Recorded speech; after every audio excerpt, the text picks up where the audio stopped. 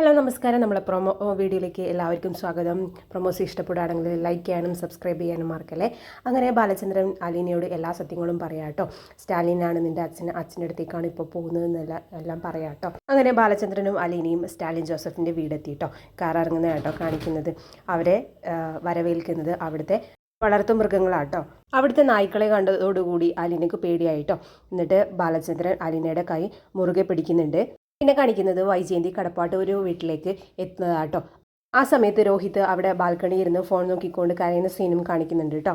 പിന്നെ കാണിക്കുന്നത് വൈജയന്തി അകത്ത് പോയിട്ട് ഭവിതയോട് ദേഷ്യപ്പെടുന്ന സീനാട്ടോ. എന്നിട്ട് പറയുന്നുണ്ട് അവളുടെ ഒരു സാധനം ഇവിടെ ഉണ്ടെങ്കിൽ അതെല്ലാം നശിപ്പിച്ച് കളഞ്ഞേക്കണം എന്ന് പറയാണ്.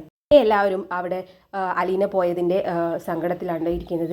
ആ സമയത്ത് വൈജയന്തി കയറി വന്നിട്ട് അവിടുത്തെ അധികാരങ്ങളെല്ലാം ഏറ്റെടുക്കുന്നുണ്ട്. പിന്നെ കാണിക്കുന്നുണ്ട് ഹരിയെ കാണിക്കുന്ന സമയത്ത് ഹരി ചിരിക്കുന്ന സീനാട്ടോ കാണിക്കുന്നത്. എന്നിട്ട് വൈജയന്തി പറയുന്നുണ്ട് അവൾ പോയതിൽ ഏറ്റവും സങ്കടം നിനക്കാണെന്ന് എനിക്കറിയാമെന്ന് പറയാണ്. എന്നിട്ട് പുച്ഛിച്ചുകൊണ്ട് മനു അവിടുന്ന് ഇറങ്ങുന്ന സീനും കാണിക്കുന്നുണ്ട് കേട്ടോ.